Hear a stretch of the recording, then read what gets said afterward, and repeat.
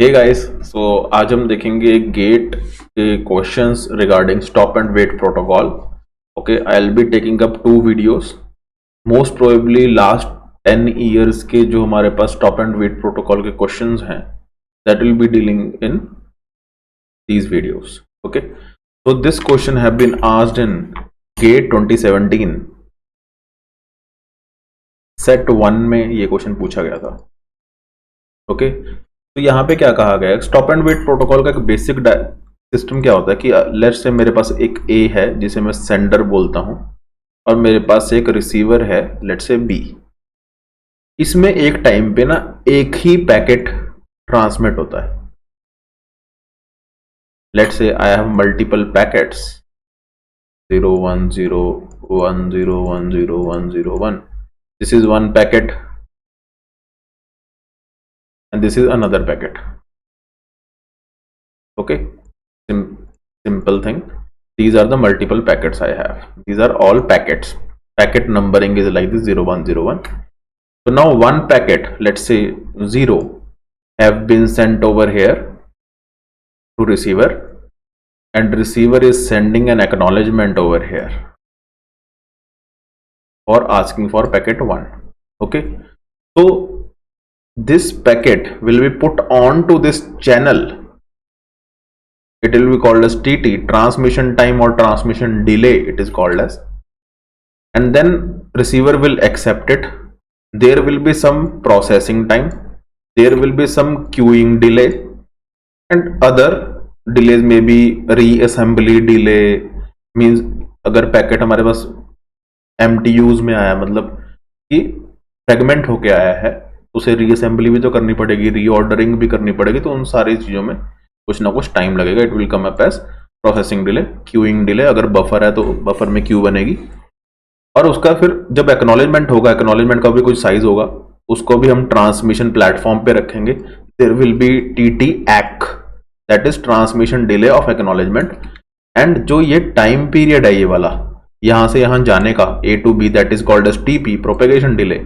And acknowledgement के वापस आने का भी एक टाइम होगा, दैट इज अगेन TP. क्योंकि चैनल का डिस्टेंस तो सेम ही है ना, और वेलोसिटी भी सेम है, और बैंडविड्थ भी सेम है. कई जगह ऐसे भी क्वेश्चन मिलेंगे, जैसे ये पहला ही क्वेश्चन है, इसमें वैसे तो चैनल का जो ट्रांसमिशन है वो सेम ही दे रखा है, लेकिन कई क्वेश्चन ऐसे भी हैं जिसमें एक्नॉलेजमेंट के वापस आने का चैनल कुछ और है जिसकी बैंडविड्थ अलग है.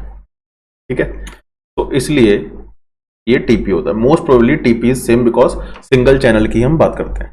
ठीक है, सो जो एफिशिएंसी होती है स्टॉप एंड वेट प्रोटोकॉल की, that will B TT upon total time.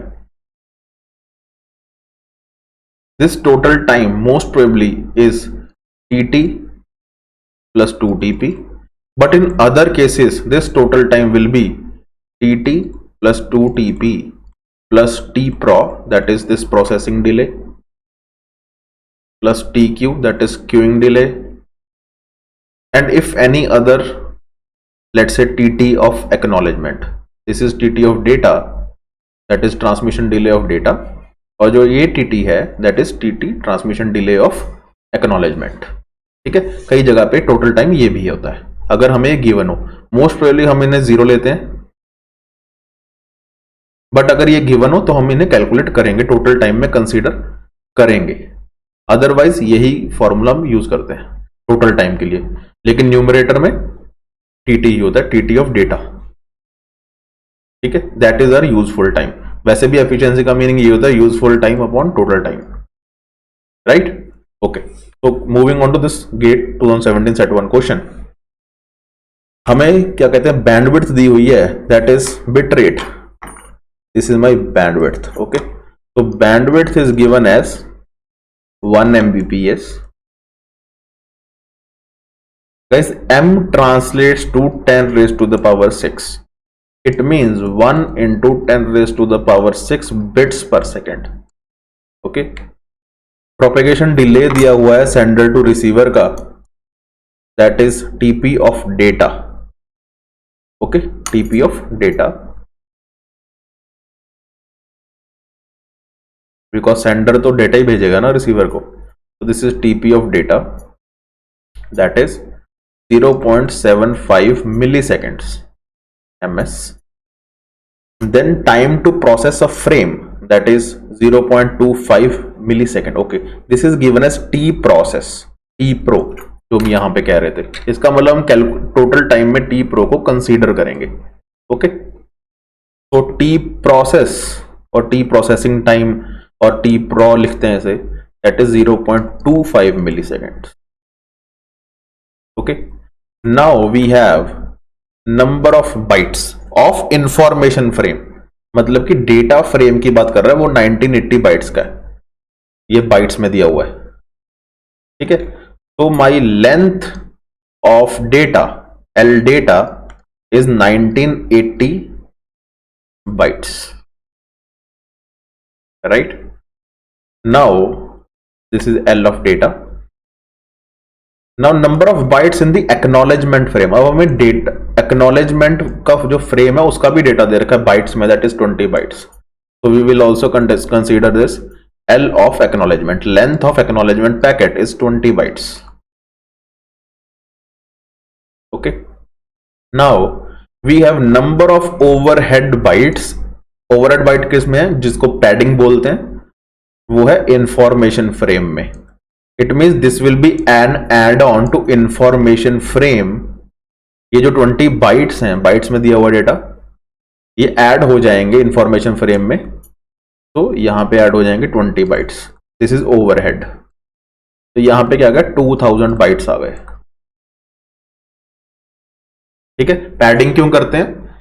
Padding इसलिए करते हैं कि हम जो बैंडविड्थ है चैनल की वो मैक्सिमम यूटिलाइज कर सकें, एफिशिएंसी एक थ्रेशोल्ड लेवल तक एग्जीक्यूट कर सकें. उसका मीनिंग क्या होता है कि जब तक मेरा टीपी, एक्चुअली क्या होता है,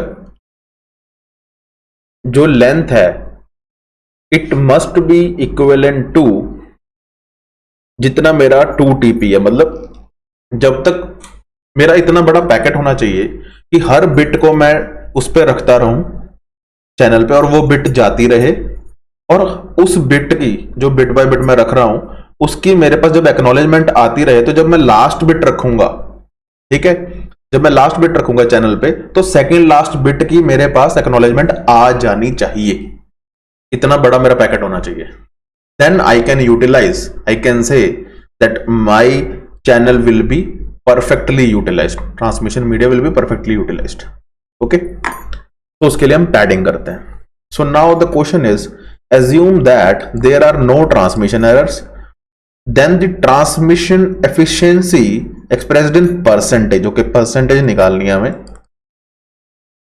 of the stop and wait ARQ.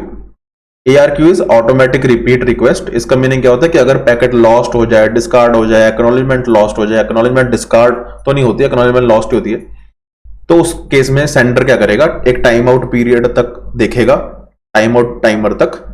अगर वो टाइम आउट टाइमर खत्म हो जाता है तो सेंडर रीट्रांसमिट कर देगा पैकेट को, उसी पैकेट को. ठीक है, then stop and wait ARQ. ARQ basically used in noisy channel, right?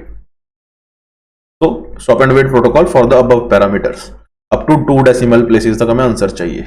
हमें एफिशिएंसी निकालनी है स्टॉप एंड वेट प्रोटोकॉल की. तो एफिशिएंसी का फॉर्मूला मैंने यहां पे बताया था आपको, that is TT of data upon total time. Total time can be considered in 2 ways.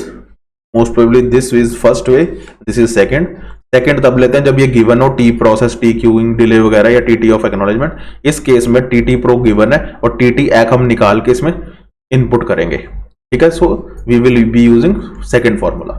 Okay, so now first let me calculate the TT of data, the transmission delay of data, and the formula for TT is length of packet, length of data, because we are considering TT of data, versus bandwidth of data frame, which is same. So now it is given as length of data is 2000 bytes, 2000 into 8 because we'll convert it into bits. And bandwidth कितनी दी हुई है guys, bandwidth है 1 Mbps, 1 into 10 raised to power 6 bits per second. Now both numerator and denominator both in bits. Okay, so let me simplify it.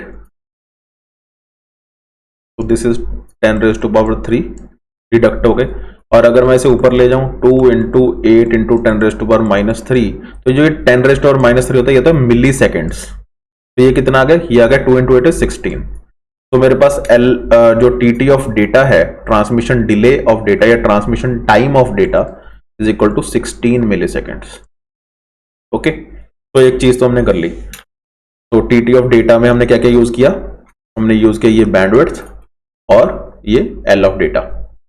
Now we will be finding is T of this acknowledgement. तो T of acknowledgement will be, तो acknowledgement same ही channel पे आ रही है क्योंकि bandwidth हमें single parameter given है, तो अगर सेम ही चैनल पे आ रही है तो L by B again L of acknowledgement, ये लैक नहीं है, ये एल ऑफ एक्नॉलेजमेंट है, A C K is in subscript.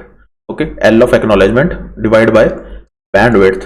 तो L of acknowledgement will be 20 bytes, let me consider into bits, and bandwidth is again 1 into 10⁻⁶, both are in bits now, numerator and denominator.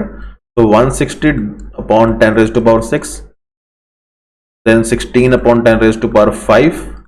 Let me convert it into milliseconds.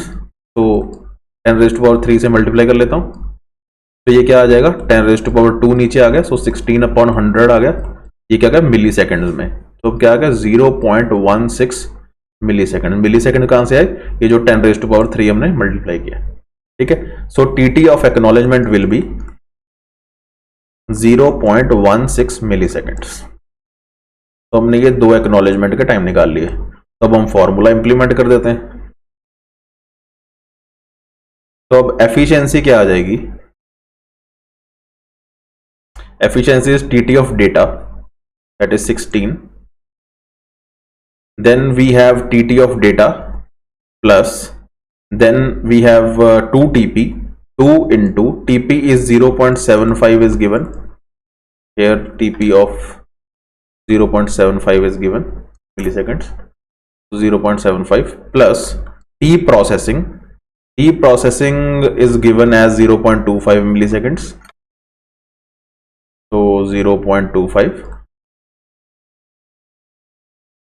okay, so now I have tt of acknowledgement that is 0.16 milliseconds. Anything we forgot? I think no, everything is written, t process, 2 tp, tt of data and tt of acknowledgement, right? So this is the given things we have. Now we will divide it, so it will be 16 upon, okay, 16 upon 17.91 I think, right? 16 upon 17.91, so efficiency will be 0.8933, but we have to find percentage of efficiency, so 0.8933 into 100, so it will be coming as 89.33%. so this is my efficiency of stop and wait protocol. okay, so that was another question. yes, so this is my efficiency come up as in percentage 89.33%. we have taken up to 2 decimal places, right? okay guys, I think you have understood. thank you.